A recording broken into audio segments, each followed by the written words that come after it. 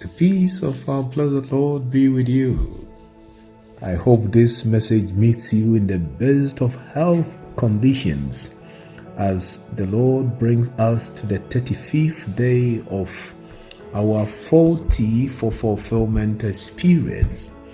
It's been a blessing so far, and I hope you can also testify, although we still have 5 more days to go. God bless your dear beautiful soul for having allowed yourself to be led and inspired till this 35th day as we meditate Genesis chapter 46.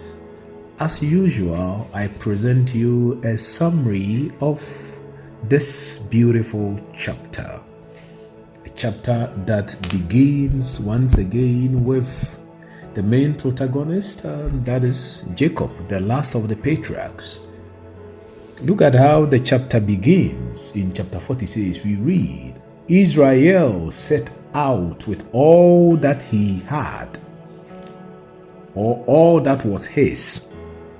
You know by now that Israel is another name of Jacob. After his struggle with the angel, his name was changed from Jacob to Israel. But even still after this name change, intermittently, you see the sacred writer at times use the name Jacob and use also in different places, use the name Israel. Jacob and Israel, one and the same person. But tonight, I want to draw attention to this fact so that anytime you are reading and the name Israel appears, you see what follows. And if it is Jacob, you understand what follows. Normally or usually concerning this third patriarch, that is Jacob, now Israel, when Israel is used, he is referred to as Israel, you come to see that he is about to enter Egypt. Let me put it in this way. The name Israel is used, is preferred when there is a movement into Egypt. We don't say Jacob is going to Egypt. It's Israel going to Egypt. It is Israel going to Egypt. So it is Israel, that same nation. Although it is Jacob's name, it is from him that the nation will be formed. It will be formed. Then regarding the name, this we can read, especially when we read Genesis, I think in chapter 35. Verse 21, Genesis 35:21. Those of you who still meditate or are still about to meditate, you read that in Genesis 35 verse 25 we read, Israel moved on and pitched his tent beyond Migdal Eder. He moved on. So when there is a journey, it is Israel. He's moving towards a place. It is Israel. Then today in chapter 46, as we read in, he says, Israel set out with all that was his. Then he arrived in Beersheba. Why Beersheba? You should remember by now, Beersheba was the headquarters of his father Isaac. Beersheba was the place he located. You realize when he wanted to move out in Genesis 24, God told him, be here. He struggled with the people of Gerar, but finally he will come to settle in Beersheba. It was the headquarters, the location of his dad. That is why in his sacrifice and his prayer, how did he invoke God? He invoked God, he offered sacrifice to the God of his father Isaac, because he was at Beersheba. He is not at Shechem. He would have invoked Abraham. He is in Beersheba, so he invoked the God of his father Isaac. However, when God is coming to speak to Israel, God doesn't call him Israel, Israel. He calls him Jacob, Jacob. So the sacred altar, for reference for this patriarch, his ancestor, uses Israel, but God calls him with his name. He knows him true and true. An example for you to understand is that any of us, when we are addressing our leaders, for instance, you will say, oh, Pope Francis, Bishop Gabriel, Father Cecilia. But when God is addressing me, he will call me Louis Cecilia. He will call his servant Gabriel. He will call his servant Giorgio Bergoglio, not Pope Francis. So that is Israel, how we want to address in the title of Anna, but God calls him Jacob, Jacob. So it's like God calling you a queer, God calling you Gifty, God calling you Sylvia, God calling you Margaret, God calling you Mathilda, God calling you Frances, God calling you Eugenia, God calling you Ephia, God calling you Kwame, Gideon, Francis, Patrick, God calling you Juliet or Lydia, without adding the title. That is Genesis 46, verse 1 and 2.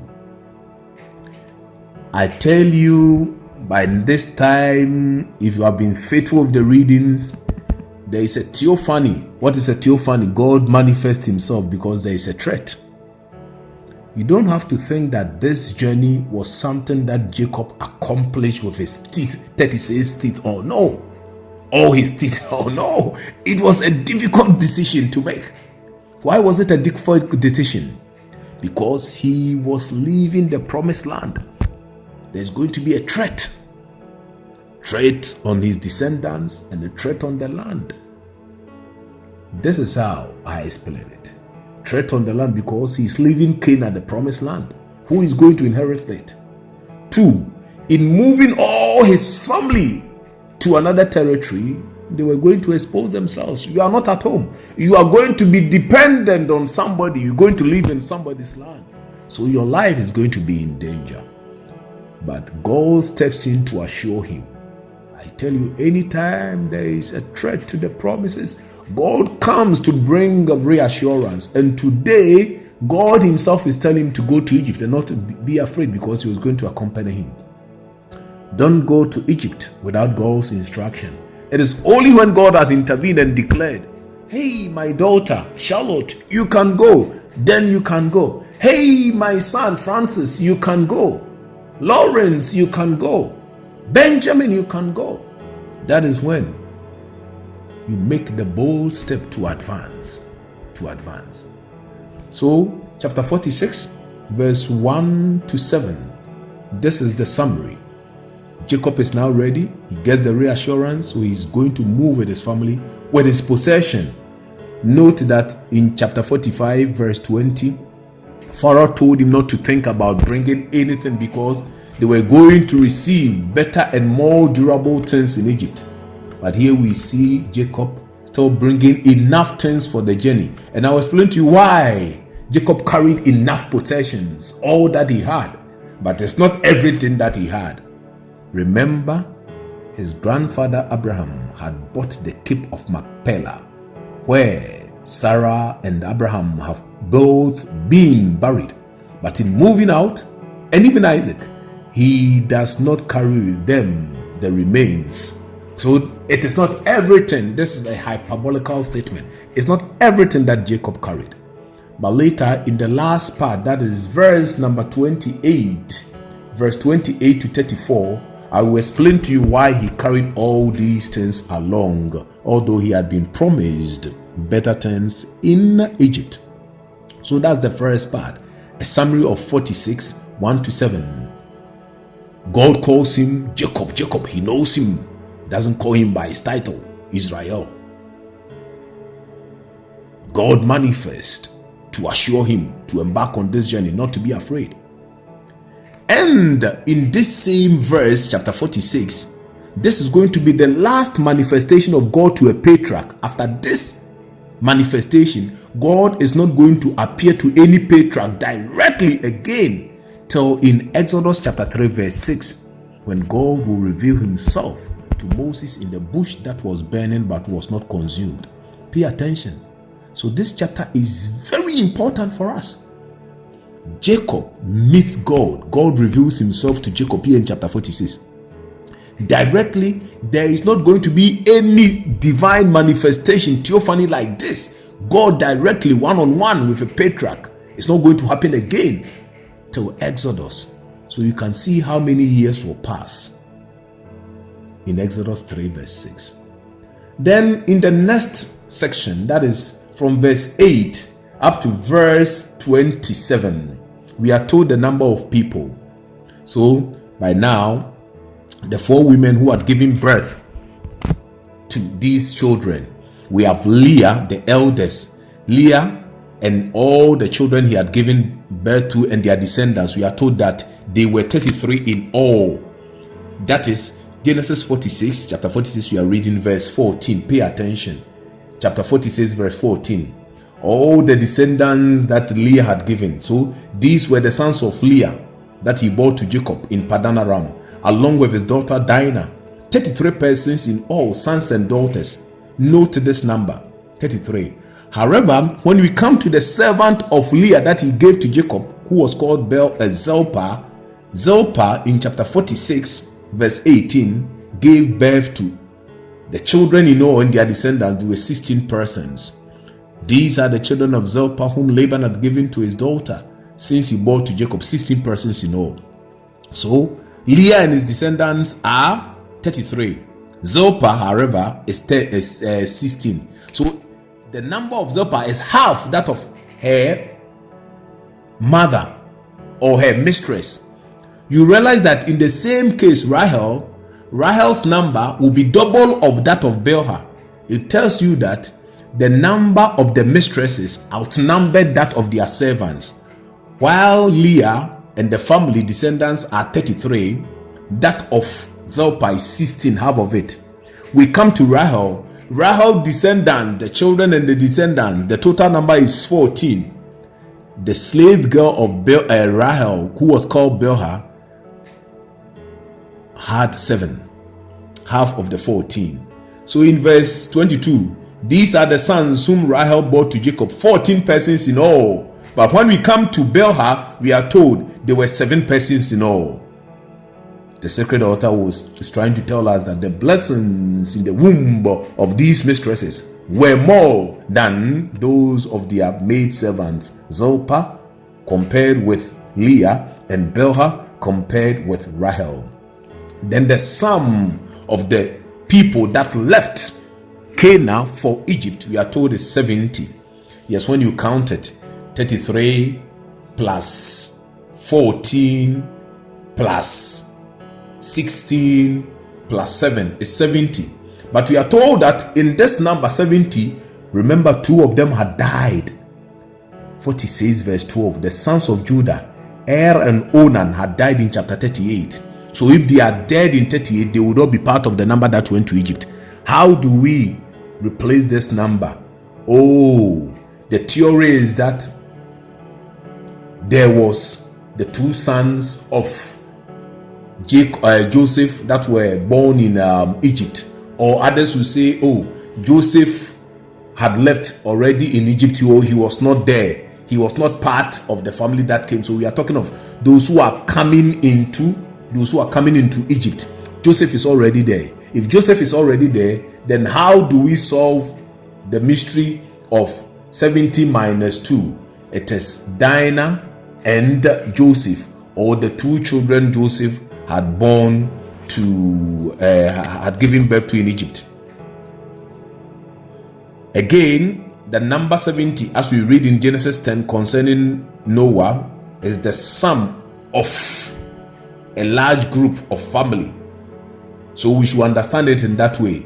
In this case, if the sum of nations, the number of nations in Genesis 10, we are told, were 70, when you read in Genesis 10 under Noah, let me take you to Genesis chapter 10.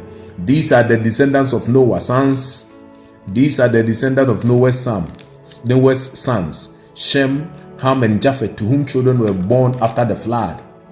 So he will name all these, and later towards the end, he says, the clans according to the origins and their nations. From these, the nations of the earth branch out after the flood. So when you read all these names that are listed, you have 70. So it becomes a repetition of that 70 that moves into Egypt. So Israel becomes a macrocosm of humanity, a representation of humanity that moves into the land of Egypt. There are so many instances in scripture where the number 70 can represent a large group or a large family that moves out. In fact, when you read Exodus chapter 24 verse 1, Moses himself was told, come up to the Lord, you and Aaron with Nadab, Abihu, and the 70 elders of Israel. So you see that 70 represents a large group of people. So if we are confused by the numbers, oh, they are less than 70, they are more than 70, the sacred altar is using 70 to represent a large number of people that moved from Canaan into Egypt. Because pay attention to chapter 46. We are told that there were other people who were not counted in the journey. There were other people in the household who were not counted in the journey. So this should help us to understand the number 70. Then I bring you to the last section, that is chapter 46, verse 28 to 34. They arrive in Egypt, and Joseph will present his brothers to Pharaoh.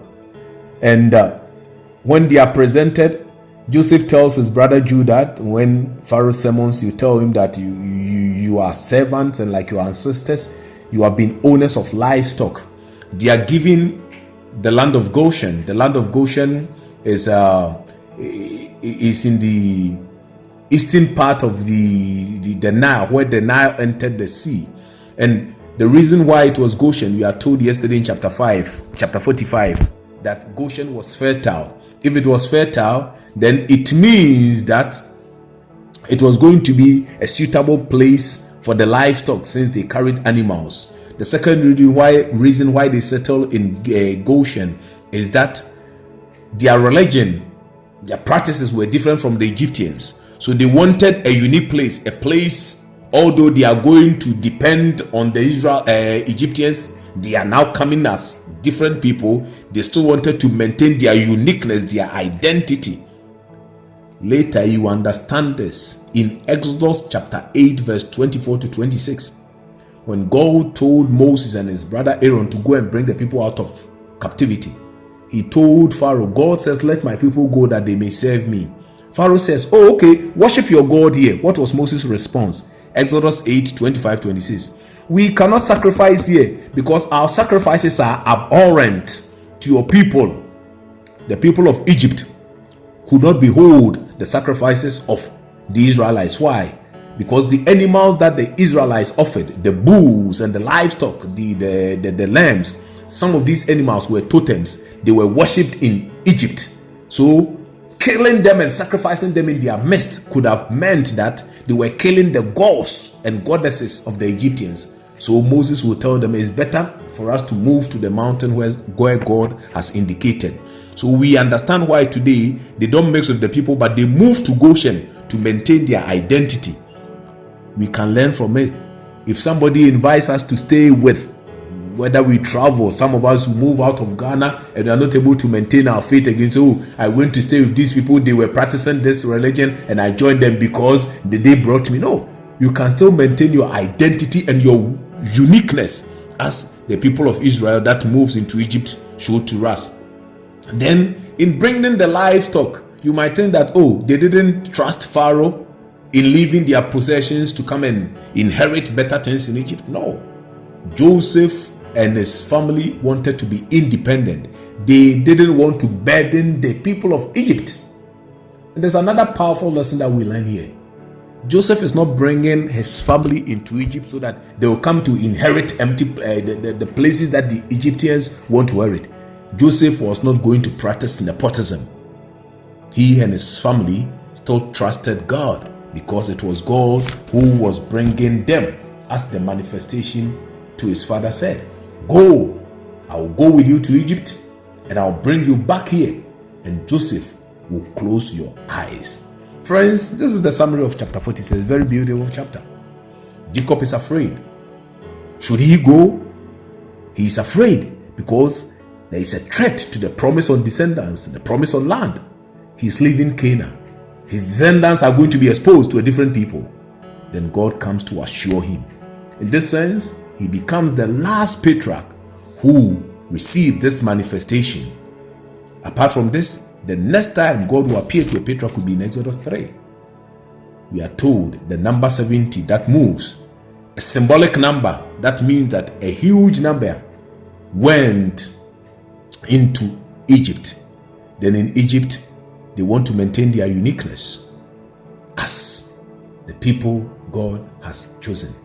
I pray as we reflect on this, we all will try to maintain our identity no matter where we find ourselves, because God has made us unique.